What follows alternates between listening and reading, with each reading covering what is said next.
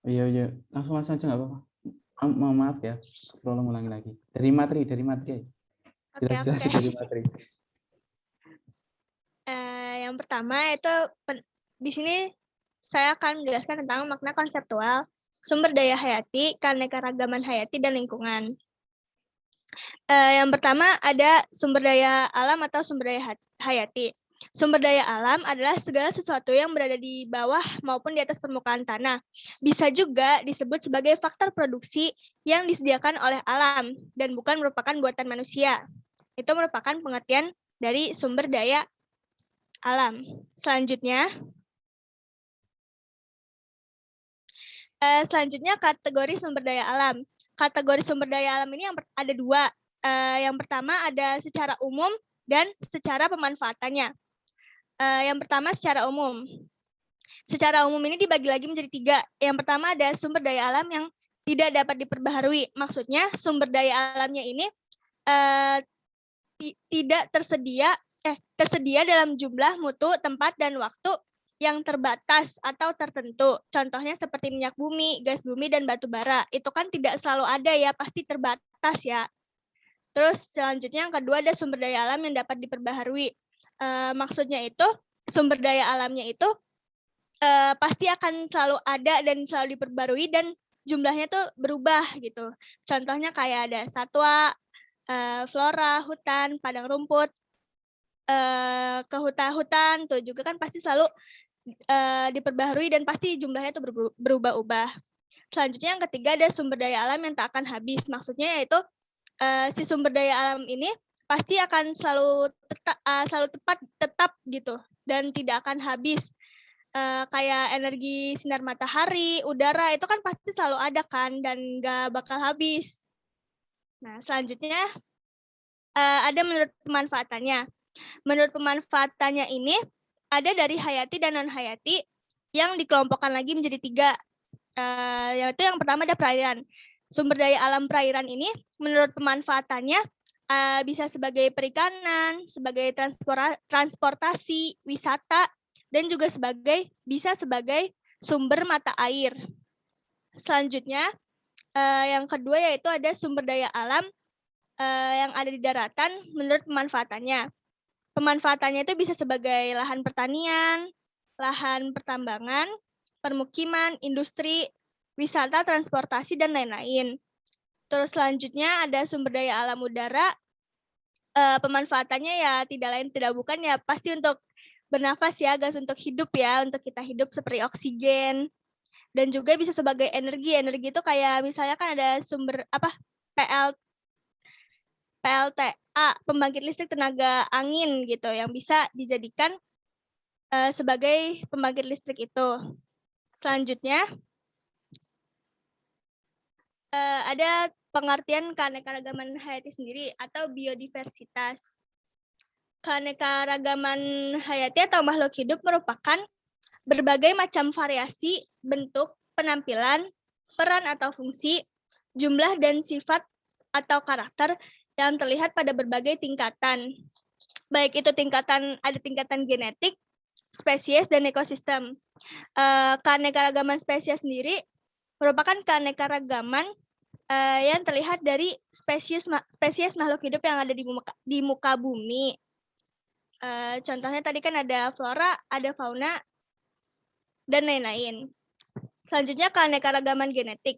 Keanekaragaman genetik ini dia ada di dalam satu spesies. Jadi spesies ini kan pasti mempunyai genetik kan. Nah, itu disebutnya keanekaragaman genetik. Selanjutnya yang ketiga ada keanekaragaman ekosistem. Keanekaragaman ekosistem ini sendiri merupakan keanekaragaman dari tempat hidup kita gitu, habitat kita. Biasanya ada ekosistem ekosistem sauna, padang rumput, ekosistem hutan, ekosistem sungai, dan ekosistem lain-lainnya.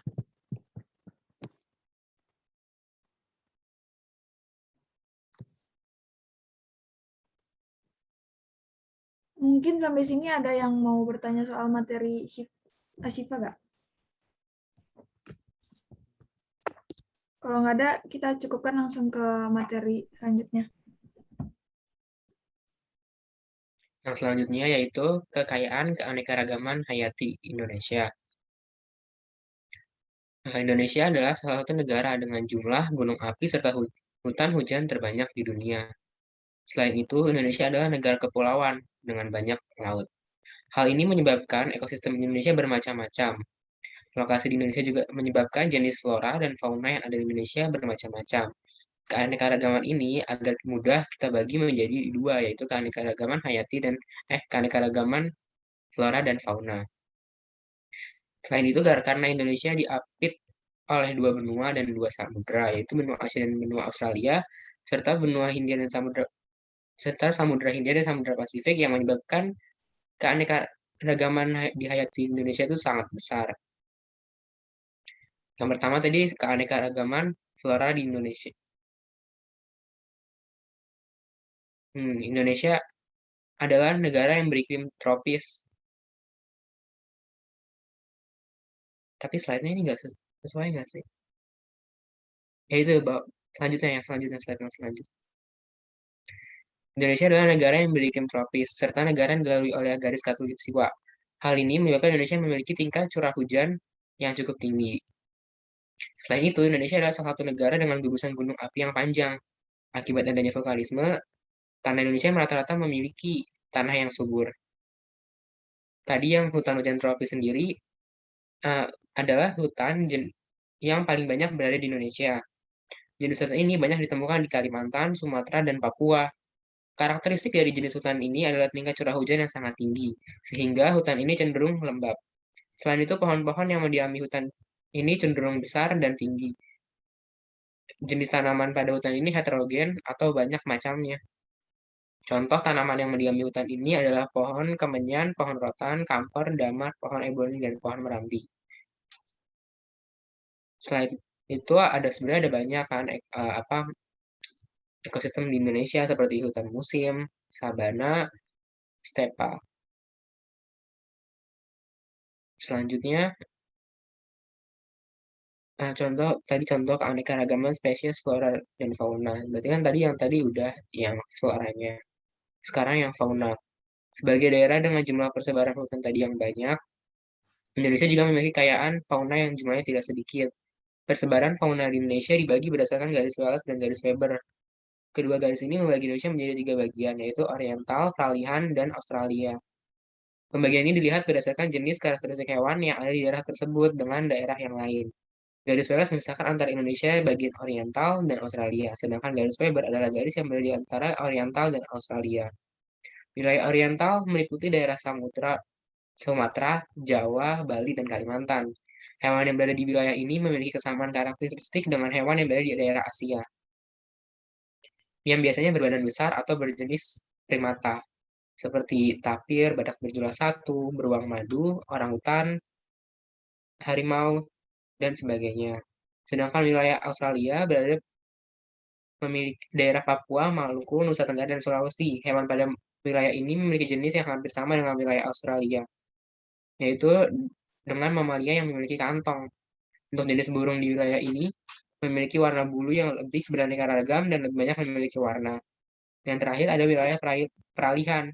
Wilayah peralihan di mana hewan mendiami memiliki ciri yang berbeda dari daerah Oriental dan daerah Australia. Wilayah ini meliputi Sulawesi Selatan hingga Kepulauan Aru.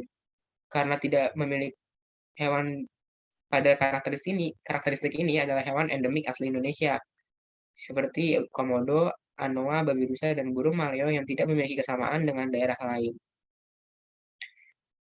Yang menjadi permasalahan, keanekaragaman hayati kini mulai mengalami berbagai erosi. Kerusakan habitat telah mengganggu ekosistem yang akan mengancam berbagai spesies. Menurut saya, permasalahan ini yang sebaiknya kita diskusikan. Eksploitasi spesies flora dan fauna yang berlebihan akan menimbulkan kelangkaan dan kepunahan spesies. Penyeragaman varietas tanaman dan ras hewan budaya menimbulkan erosi genetik, sehingga akan menimbulkan krisis keragaman hayati. Keseragaman spesies dan keragaman hayati erat kaitannya dengan produktivitas. Perkembangan teknologi baru yang dapat menggantikan produk biologis dari tanaman dan kerusakan ekonomi serta sosial akan mempercepat proses erosi keberagaman. Pemanfaatan keanekaragaman hayati secara ekonomi masih berorientasi pada keuntungan yang besar. tanpa memperhatikan dampak terhadap kerusakan lingkungan. Besar harapan saya kita semua dapat berdiskusi dan mencari solusi bersama terkait permasalahan ini. Sekian yang saya sampaikan. Oh ya, terima kasih atas Rosti Setiadi. Baik, di sini saya akan menjelaskan. Tadi kan sudah dijelaskan bahwa Indonesia itu biodiversitas atau keanekaragaman hayatinya itu sangat besar. Sudah terbukti tadi dari garis balance Weber, kemudian dia benua, kemudian negara kepulauan dengan 2/3 wilayahnya adalah lautan. Nah, apa saja sih tanaman-tanaman Indonesia dan apa sih manfaat dari tanaman-tanaman tersebut untuk keberlangsungan hidup manusia di Indonesia? Nah, ini pertama kita lihat dari contoh keragaman tumbuhan palmae. Contohnya yaitu ya spesies seperti kelapa, pinang, kelapa yang dari airnya bisa diminum, kemudian dari buahnya itu pun juga bisa dimanfaatkan untuk jelly mungkin, kemudian dari pinangnya sendiri, lontar yang air niranya, sagu yang batangnya bisa diekstrak menjadi tepung, kemudian salak yang kita kenal sebagai buah, kelapa sawit yang jelas sebagai ekspor non migas terbesar di Indonesia yang industrinya sudah lumayan dikenal di kancah internasional. Kemudian aren sendiri yang kita tahu getah-getah dari bunganya bisa dimanfaatkan sebagai gula merah, kemudian rotan yang dari batang dan buahnya pun bisa dimanfaatkan, buahnya untuk makan, sedangkan dari rotan batang seratnya itu bisa digunakan untuk kerajinan. Kemudian kita salah satu contoh apakah keanekaragaman di Indonesia itu hanya terpusat pada sesuatu tempat? Ternyata setelah diteliti, keanekaragaman Indonesia itu tidak hanya dalam satu tempat saja, ternyata keanekaragaman Indonesia pun dalam satu tempat yang lebih kecil, seperti ukuran pulau itu pun juga banyak. Ini bisa dilihat dari contoh spesies jamur di Pulau Wawoni. Nah, ini spesies-spesies jamur yang sudah ditemukan. Ini untuk manfaatnya ini masih belum. Tapi untuk penelitian lebih lanjut, kalau seandainya spesies-spesies jamur ini bisa dimanfaatkan sebagai obat atau mungkin sebagai bahan pangan, itu kemungkinan penelitian selanjutnya bisa dilakukan. Soalnya ya terus. Ganoderma udah termasuk ini kok untuk pengobatan tradisional biasanya Ganoderma. Oh, dari rumah. Oh ya. Oh ya, terima kasih atas informasinya. Kemudian untuk profil keanekaragaman hayati di wilayah perairan, ini kan ikan sindat. Ikan sindat itu ikan yang proteinnya tertinggi, proteinnya karena protein tersebutlah ikan sindat menjadi mahal di beberapa dunia. Ada 22 spesies ikan sindat di dunia dan 8 spesies diantaranya di Indonesia. 8 spesies itu adalah yang pertama Anguilla bicolor, Anguilla bicolor pacifica, Anguilla marmorata, Anguilla bonesis, Anguilla lepsis, Anguilla interretois, dan spesies ikan sindat lainnya. Kemudian untuk keanekaragaman spesies ikan di perairan laut, kita kan tadi kan sudah saya jelaskan bahwa 2/3 wilayah Indonesia adalah lautan. Jadi oleh karena itu Indonesia disebut sebagai negara maritim, sekaligus negara kepulauan. Nah, karena 2/3 wilayah Indonesia adalah lautan, sudah jelas untuk masalah roda perekonomian pun juga ditopang oleh sektor kelautan ini. Nah, berapa banyak sih keanekaragaman ikan spesies di perairan? Ini bisa Anda lihat. 300 dari 1.700 jenis krustasea, udang, kepiting, dan kelomang, 310 memiliki nilai ekonomi. Ini bukan berarti yang sisanya itu belum memiliki nilai ekonomi ya. Ini masih untuk sisanya ini masih diteliti. Ya karena saking banyak spesies, sisanya itu masih diteliti apakah mungkin dari sisiknya atau itu bisa dimanfaatkan sebagai obat, itu masih kurang tahu, diteliti lebih lanjut. Kemudian ini yang keanekaragaman genetik. Nah, tadi kan sudah dijelaskan bahwa keanekaragaman genetik itu keanekaragaman di tingkat spesies ya, di tingkat spesies. Jadi kalau gen itu kan menyusun sel itu menyusun jaringan menyusun organ menyusun sistem organ. sistem organ membuat organisme. Nah, dari gen genetik yang diturunkan lewat hereditas atau diturunkan lewat induk, itu kan kadang-kadang terjadi sebuah mutasi. Kalau seandainya dari dua spesies yang berbeda, nah ini dari kita lihat dari contohnya aja, dari spesies bunga ros itu mutasinya atau variasi genetiknya itu berjumlah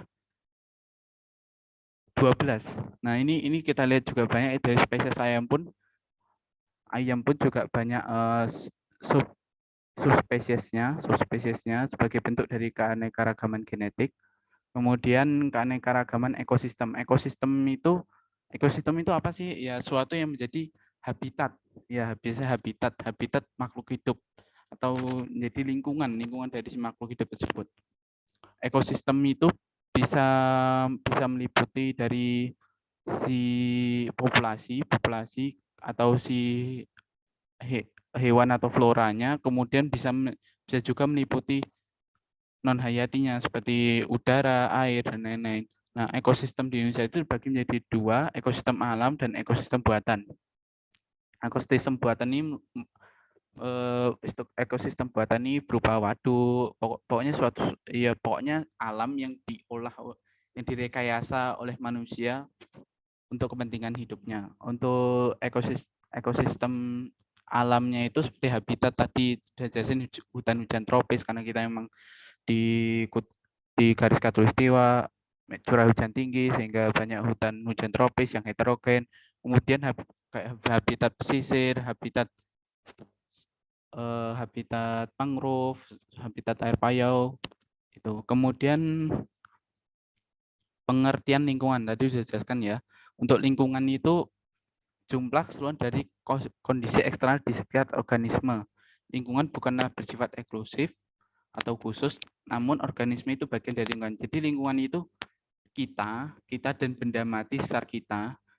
Lingkungan itu seperti kita hidup di mana. Nah, itu kita dan benda mati yang ada di sekitar kita atau mungkin organisme yang lain yang berbeda spesies dari kita itu adalah lingkungan. Kemudian potensi manfaat keanekaragaman hayati. Tadi kami sudah jelaskan bahwa di Indonesia itu untuk biodiversitasnya atau keanekaragaman hayatinya itu sangat besar, jadi bisa dimanfaatkan untuk pangan, energi, farmasi, material, dan jasa lingkungan. Untuk pangan Indonesia itu ada 6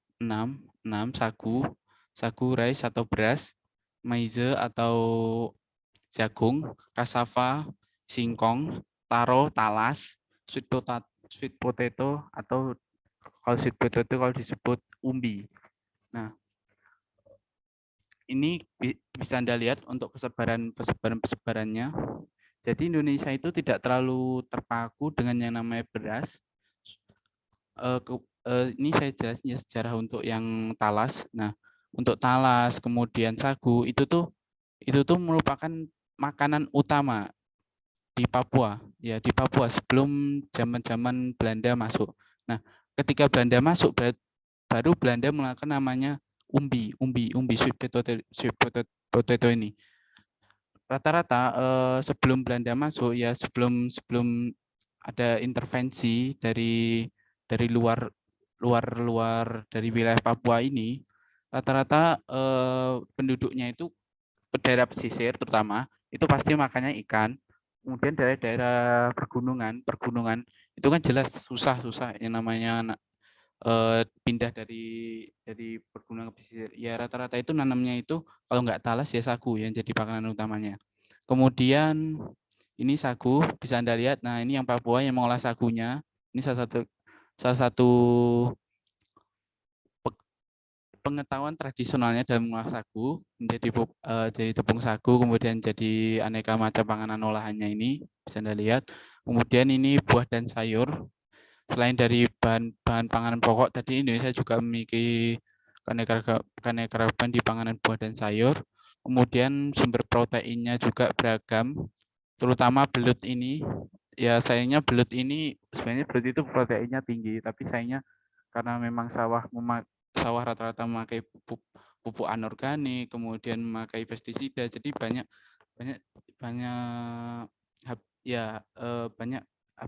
tempat habitat belut itu sudah tidak bisa ditempati untuk si belut itu. Jadi banyak yang mati. Kemudian energi biomasa. Energi biomasa itu apa sih? Bio itu makhluk hidup massa. Massa itu berat. Energi biomasa itu kalau digabung dalam peristilahan terminologinya itu artinya itu produk dari bio atau makhluk hidup itu sendiri. Nah, kita bisa lihat ini produk dari hewan itu berupa feses, kemudian bisa diolah menjadi biomasa, kemudian dan lain-lain. Kemudian hutan sendiri juga produk dari hutan kan kayu bisa diolah jadi material industri. Kemudian kembali lagi energinya terlepas, kayunya melapuk atau kayunya digunakan sebagai babak atau taninya, kemudian energinya terlepas di alam, kemudian diserap lagi lewat fotosintesis dan lain-lainnya. Ini bisa lihat ini pemanfaatan biomasa dari kayu, singkong, sawit ini yang terutama yang menjadi ekspor terbesar selain sektor dari migas. Kemudian nah ini besar biomasa berdasarkan lahan dan luasnya. Ini kita bisa lihat bahwa hutan dengan luas 137.366.000 hektar itu menghasilkan biomasa sekitar 3.150 juta. Nah, ini kita bisa lihat ini perbandingan luas lahan dari si bio tadi, si organisme itu tadi dengan produksi biomasanya. Ini kemudian untuk farmasi terutama yang kata yang kita kira ternyata tidak penting, ternyata memiliki banyak manfaat. Contohnya antibiotik, obat anti nyeri, anti diabetes, organisme kerja organ, antibakterial, antifungal. Antifungal itu anti jamur, kemudian anti malaria, anti tumor dan lain-lainnya. Kemudian biodiversitas laut untuk farmasi. Ini biasanya kalau makan kerang atau udang dan lain-lainnya kan bisa tersisa cangkangnya. Nah, cangkangnya ini bisa diolah menjadi chitosan yang ternyata bisa digunakan obat anti kolesterol. Kemudian dari kepiting juga, limbah dari rajungan itu bisa karotenoid, bisa menjadi sumber pangan atau non pangan. Kita bisa lihat ini pemanfaatan rumput laut yang bisa dimakan sebagai agar-agar dan lain-lain. Kemudian spong biasanya untuk farmasi biasanya digunakan sebagai anti tumor, antifungal, inhibitor enzim. Inhibitor ini penghambat dari enzim. Kemudian dari lebah sendiri madunya itu mengandung protein, 50% protein, karbohidrat 50%, lemak 60% dan lain-lain. Biasanya itu dari madunya pun juga bermacam-macam zat yang di madunya itu. Kemudian dari kayu sendiri, Indonesia itu memiliki 3.124 jenis kayu, baik yang terdiri dari komersial yang jadi komoditis yang dijual atau yang non komersial yang jadi dijual atau yang belum dikenal.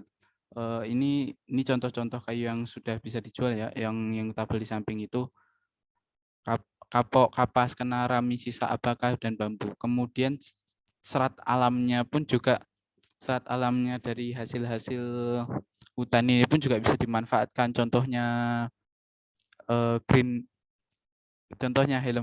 helm green IPB itu yang dari limbah kelapa sawit itu kan juga dari serat dari seratnya dari kelapa sawit itu sendiri. Kemudian udah ya, terima kasih. Selanjutnya. Ya, baik. Terima kasih. Sebelumnya saya akan melanjutkan diskusinya ya.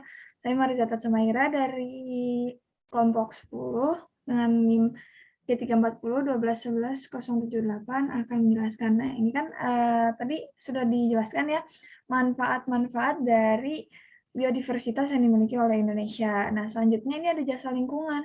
Jasa lingkungan hutan terhadap kehidupan Indonesia itu seperti apa, yaitu mereka bisa menghasilkan oksigen tentunya sebagai sebuah alat untuk pernafasan kita ya, untuk keberlangsungan kehidupan kita. Jadi pentingnya hutan adalah sevital itu untuk keberlangsungan hidup manusia. Boleh lanjut? Nah, untuk di bagian ekowisatanya ada banyak pulau-pulau yang sangat indah di Indonesia, juga mulai dari pegunungannya, pantai-pantainya, ataupun di hutan lindungnya ya. Di sini ada gambar dari Pulau Komodo yang mana adalah termasuk salah satu dari keajaiban dunia. Lalu ada ekosistem Sungai Rawa yang memang adalah salah satu bagian dari ekowisata juga. Lanjut. Nah, ini ada tinjauan singkat pengetahuan tradisional kearifan Indonesia tentang keanekaragaman hayati. Jadi bagaimana sih maksudnya? Jadi orang-orang suku di Indonesia tentu bisa memiliki pengetahuan mereka sendiri tentang makanan-makanan yang mereka makan dan dan juga tumbuhan-tumbuhan yang mereka pakai untuk kehidupan sehari-hari mereka. Dan menurut saya ini adalah hal yang penting juga, sangat-sangat penting, karena dari mereka kita bisa belajar apa saja tumbuhan-tumbuhan yang bisa kita pakai, apa saja tumbuhan-tumbuhan yang bisa dimanfaatkan untuk medical treatment, atau pangan, dan sebagainya macamnya, dan juga termasuk kepada fauna-faunanya. Di sini kita bisa melihat ada pewarna alami, contoh jenis pewarna alami yang digunakan dalam pewarnaan tenun Sumba. Sejak lama orang Dawan di Pulau Timur menggunakan pengetahuan tradisional mereka dalam memanfaatkan tumbuhan sebagai bahan dasar membuat kain, termasuk untuk bahan berwarna. Nah, di sini saya ingin mengutip kutipan dari Tan Malaka, yaitu kita boleh mengimpor ipteknya, tetapi kita tidak boleh mengimpor sumber daya alamnya, karena Indonesia sendiri sudah memiliki keanekaragaman hayati yang sangat berlimpah. Jadi kita harus memaksimalkan dalam pemanfaatannya. Jadi tugas kita ini hanyalah untuk mengembangkannya dengan iptek yang misalnya kita impor dari luar. Tidak apa, yang penting kita memaksimalkan dalam pemanfaatan keanekaragamannya. Boleh lanjut? Nah, di sini ada contoh-contoh dari kearifan lokal masyarakat tradisional ya, atau dari kearifan lokal suku-suku yang ada di Indonesia. Seperti ini ada anak-anak yang makan sagu untuk keberlangsungan hidup mereka, tentu saja untuk keperluan makanan mereka. Dan misalnya kalau kita tidak tahu, kita sebagai orang kota, kita melihat sebuah tanaman apakah bisa dimakan atau tidak, itu orang dari suku pedalaman lebih tahu sebelum kita mengetahui manfaatnya. Juga di sini ada buah merah yang mana ternyata manfaatnya adalah baik untuk kesehatan gigi kita, untuk kekuatan gigi kita, yang mana memang tanaman ini tidak ditemukan dimanapun. Jadi si kearifan lokal, pengetahuan masyarakat itu sendiri sudah lebih maju, sudah lebih mengeksplor apa yang ada di sekitar mereka. Lalu di sini ada ibu-ibu yang menjual jamu.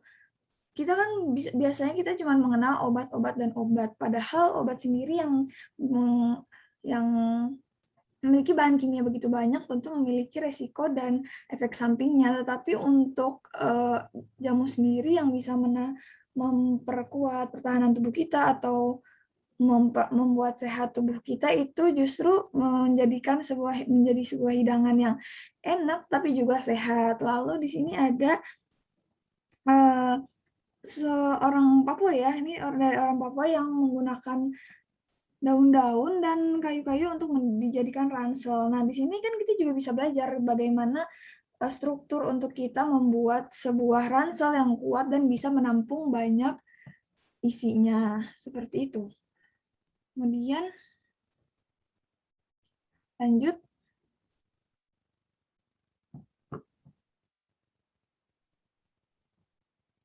Ya, ini boleh dijelas. Saya akan menjelaskan yang kelima, yaitu mengapa perlunya pelestarian atau konservasi kepada sumber daya hutan hayati ini untuk keberlanjutan kehidupan di bumi. Seperti yang kita tahu, di sini ada 3 pertama argumennya, mulai dari yang pertama yaitu argumen Sosekbud atau sosial, ekonomi, dan budaya. Jadi seperti yang kita tahu, SDAH ini sebagai komoditas utama untuk Sosekbud ini. Jadi kita mengkonsumsi, kita menjual untuk keperluan lain, dan beragam keperluan untuk memenuhi kebutuhan hidup manusia itu ya dari SDAH ini, sehingga perlu kita konservasi atau lestarikan demi keberlanjutan kehidupan manusia ini. Kemudian dari segi ekologis atau argumen ekologis ini, kita tahu setiap unsur dari SDAH ini adalah bagian dari sistem penunjang kehidupan. Misalnya hutan, pohon-pohon itu kan tempat tinggal makhluk hidup lain, sumber makanan juga dari buahnya. Jadi kalau kita tebang terlalu banyak tanpa dilestarikan, tentunya hewan-hewan akan kehilangan tempat tinggal, buah semakin berkurang, jadi akan merusak ekologis di sekitarnya dan bisa berdampak ke manusia dan kehidupan lainnya. Kemudian dari argumen etik dan moral, sumber daya alam dan hayati ini kan ciptaan dari Yang Maha Kuasa. Jadi perlu dipertahankan eksistensinya oleh kita sebagai manusia yang diberikan akal pastinya untuk menggunakan akal itu melestarikan semua yang diberikan sebagai rasa syukur juga kepada Tuhan Yang Maha Esa. Slide berikutnya. Nah, baik, konservasi atau pelestarian ini sudah dilakukan demi menjaga sumber daya alam hayati ini. Seperti yang kita lihat di sini berdasarkan data 2017, ada banyak sekali kawasan konservasi atau pelestarian sumber daya alam hayati ini. Misalnya ada cagar alam, ada Suaka Marga Satwa, ada Taman Nasional, Taman Wisata Alam, Taman Hutan Raya, Taman Buru, kemudian ada konservasi lainnya. Dan bisa kita lihat berdasarkan data 2017, ini ada sekitar 552 unit secara keseluruhan, kemudian sangat luas sekali. Di sini ada Taman Nasional dengan terluas mencapai 16 juta hektar.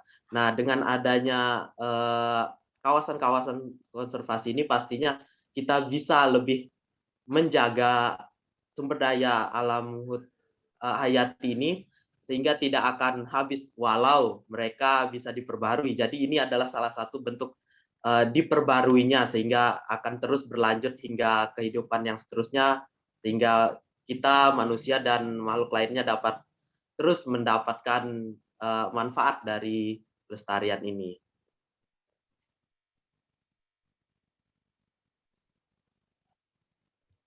Kemudian di sini ada kesimpulan ya, keanekaragaman hayati biodiversitas Indonesia harus dimanfaatkan secara lestari dengan berkeadilan, beradab, dan berdaulat sebagai prasyarat untuk mendukung kesejahteraan dan hidup sehat bangsa Indonesia yang berkualitas secara berkelanjutan sesuai dengan cita-cita dasar negara, Pancasila, dan UUD 1945. Terima kasih.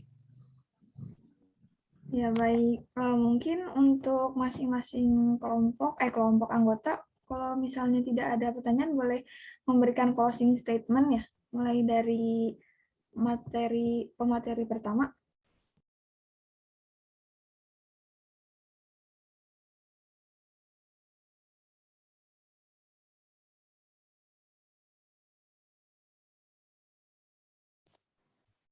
Jadi kalau closing statement dari saya, sumber daya alam ini banyak ragam dan jenisnya. Ada berdasarkan manfaatnya dan ada berdasarkan secara umum. Nah, karena banyaknya sumber daya alam yang tersedia, menurut saya kita tuh harus terus turut melestarikan. Dan untuk sumber daya alam yang di slide yang pertama, yang ini, nah ya. Ini. Nah, untuk sumber daya alam yang tidak dapat diperbaharui, kita bisa menggantinya dengan energi alternatif lainnya. Jadi segitu aja closing statement dari saya.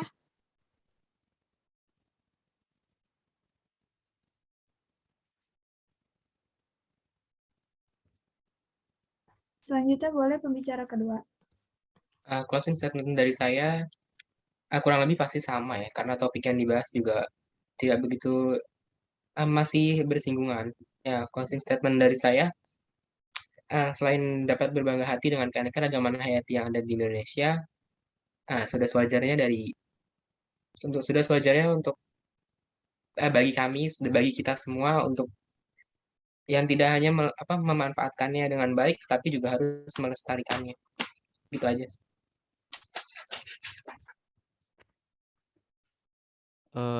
Baik, untuk closing statement dari saya ini, kita kan di Indonesia kan keanekaragaman hayatinya kan sangat banyak ya, sekitar 17% dari total dari dunia. Nah, dari 17% itu harusnya itu kita itu bangga dengan keanekaragaman ini. Nah, karena dari keanekaragaman inilah nanti munculnya kalau diteliti, kemudian dikembangkan, kemudian diimitasi dari hewan, contohnya seperti bunglon yang memiliki sifat mimikrinya dan lain-lain. Itu kita dari keunikan-keunikan hewan-hewan itu kita bisa menerapkannya ke teknologi kita. Nah, jadi menurut saya itu mumpung kita hidup di Indonesia, mumpung keanekaragaman hayatinya itu banyak, kita lebih banyak meneliti, kemudian menerapkan dalam produk yang bisa diindustrikan. Terima kasih. Baik, selanjutnya closing statement dari saya mengenai tadi untuk ya kalau dari jasa lingkungan hutan kayak ini tentu saja adalah tadi seperti yang saya sebutkan adalah hal yang vital untuk keberlangsungan hidup kita. Jadi untuk masa depan yang akan datang dan keberlangsungan hidup kita sekarang lebih baik, angka baiknya kita menjaga lingkungan dan mengeksploitasinya dengan sewajarnya dan juga bisa melakukan bagian-bagian untuk perbaikannya. Lalu ekowisatanya yang kita miliki itu sangat berlimpah. Jadi ini juga bisa menjadi salah satu sektor yang besar untuk mempengaruhi perkembangan pendapatan Indonesia. Jadi harus dimanfaatkan dengan baik, apalagi sekarang lagi ramai soal ini ya, soal pemanfaatan eksploitasi dari si Pulau Komodo yang tidak jelas ya untuk manfaatnya justru merusak dari si Pulau Komodo itu sendiri. Jadi kita harus menilai yang mana sih yang baik untuk ekowisata juga untuk keberlangsungan hidup si flora dan fauna yang ada di dalamnya. Selanjutnya, ada tinjauan singkat pengetahuan tradisional kearifan. Ini adalah sesuatu yang sebenarnya paradigma orang-orang di masyarakat Indonesia adalah mengatakannya sebagai kampungan atau kedaerahan. Nah, padahal suku-suku ini sendiri seperti yang saya sudah sebutkan dalam materi yang saya sampaikan tadi, kalau sebetulnya perilaku mereka dan cara hidup mereka itu justru bisa mengembangkan ilmu pengetahuan dan juga inovasi-inovasi di Indonesia. Seperti tadi boleh ke bawah. Seperti tadi mulai dari bahan pangan ke kesehatan tubuh kita dan sampai ke inovasi dalam barang-barang produk-produk yang kita jual seperti tas tadi gitu. Itu saja closing statement dari saya. Selanjutnya boleh materi kelima. Baik, closing statement dari saya. Kita pastinya bersyukur ya atas berlimpahnya sumber daya alam hayati yang dimiliki Indonesia ini. Namun kita tidak boleh lupa untuk selalu memperbarui dan melestarikan semua SDAH ini sehingga akan terus berlanjut dan memberikan keuntungan kepada kita dan alam sekitar kita. Sembari kita memenuhi kebutuhan kita sebagai manusia. Sekian, terima kasih.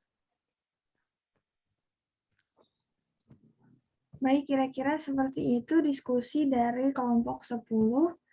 Kurang lebihnya mohon maaf. Assalamualaikum warahmatullahi wabarakatuh.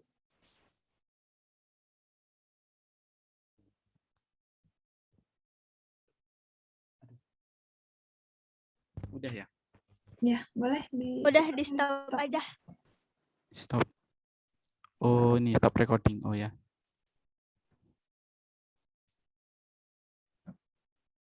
Ada inian filenya nggak?